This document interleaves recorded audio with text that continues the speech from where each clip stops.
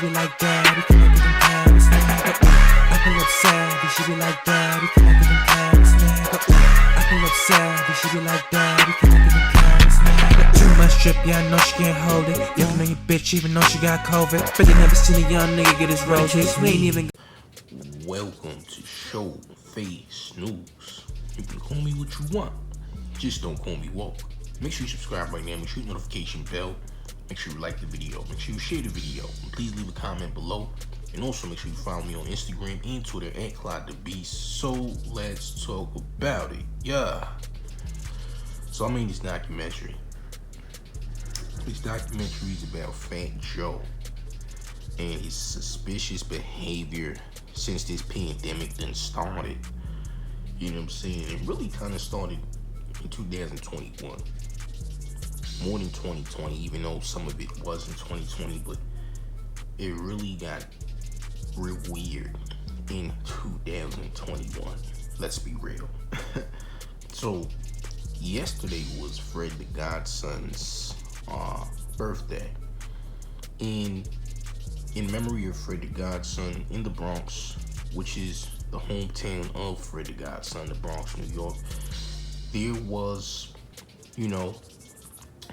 an event where they created Fred the Godson Boulevard. It was his full name, and in the middle, Fred the Godson, whatever, and that's the avenue, Fred the Godson Avenue. That's what it's gonna be known for, because he died, and that's his block. So they renamed it yesterday. They renamed, the block, and they had a little event with Jim Jones and Fat Joe talking about, memories they had of him. Jimmy said that, Fred the Godson inspired him to rap again because he didn't want to rap anymore, And then after that, Fat Joe spoke his piece and spoke about his relationship with Fred the Godson, and it came off very narcissistic. You understand? It wasn't, he tried to make it seem like it was in good light, but if you really pay attention to what he's saying, it's really not, and he tried to act like it was. So y'all watch this and you tell me what y'all think. Fred was my friend. I don't know if y'all know that, like really my brother, really my friend. And if I was in New York and I had nothing to do, I would call Fred and I would go down to Heat Maker Studio and we would just talk for like hours and just tell jokes and stuff like that. So every time I came, he would have everybody set up, right? So there's always some underground rappers I don't know that he gonna tell them they gonna meet Fat Joe. So you see in the video that Fat Joe was saying, when I had nothing to do in New York, I would call Fred. So this means, you only used him when you was bored. Am I right or am I wrong? You understand? So how the fuck you act like you so close to this dude, and all you did was hit him up when you was bored in New York, when you ain't have shit to do? Like I said, when I didn't have nothing to do in New York, I would hit up Fred. So that means you wasn't hitting him up all the time, because there was only, certain times that you're not doing shit in New York and you would hit him up. You know what I'm saying? So you one of them motherfuckers that just use niggas and fake friendships like a lot of celebrities do, because their lifestyle in general is fake. You know what I'm saying? So he wasn't really a true friend of Fred, and he was only there, to act as though he was that kind of friend to Fred, and he wasn't. You understand? So, you seen what he said. He said, you bring all these rappers to me, and he said y'all gonna meet Fat Joe, etc. and whatever, but that ain't no real friendship, bro. You literally used this nigga for, your time when you wasn't doing anything. You understand? And it's pretty obvious he has a busy schedule, because he's was constantly doing, interviews and working with other artists, etc. But in general, bro, that's narcissistic shit.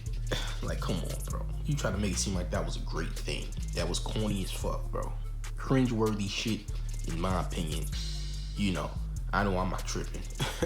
maybe some of y'all think I am. You understand? And it's fucked up because Freddie Godson, bro, he was alleged, to be trafficking kids, bro. Like sex trafficking kids. Like he was a part of some network of sex trafficking children, allegedly. I'm not saying this is true, I'm not saying this is not true, but you be the voice of reason to, figure out whether that's true or not. However, Fred was connected to people who are connected to people who have done things and harmed children, like Diddy. Allegedly. Jaguar Wright says so.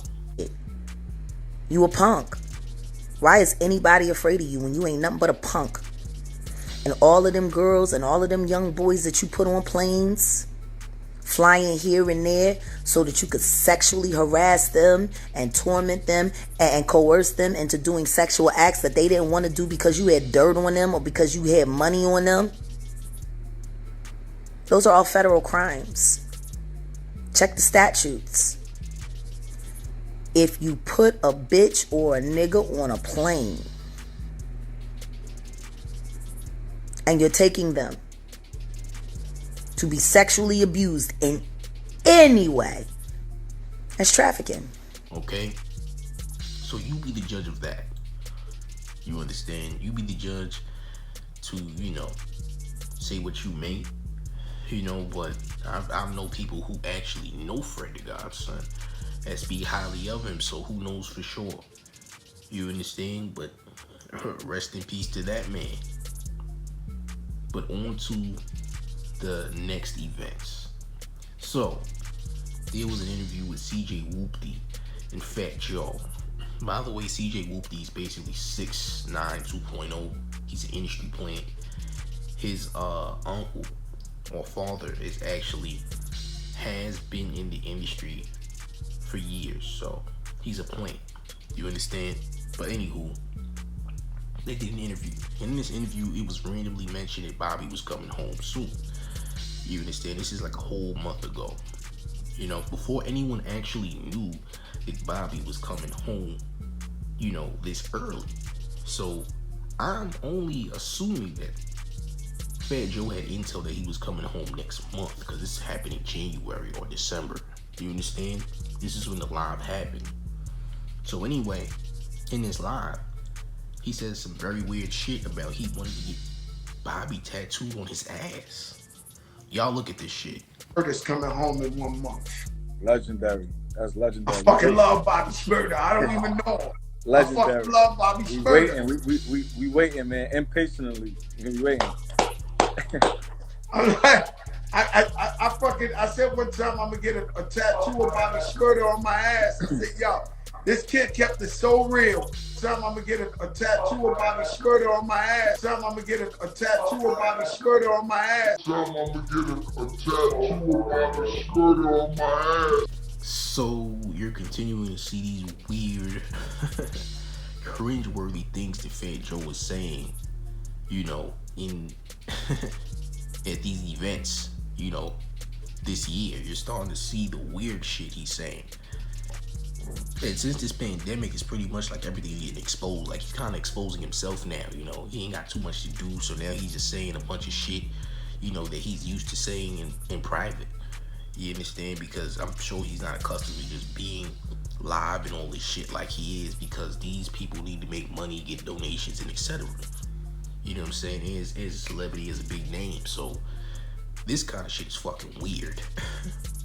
You're gonna get a tattoo of Bobby on your ass. What?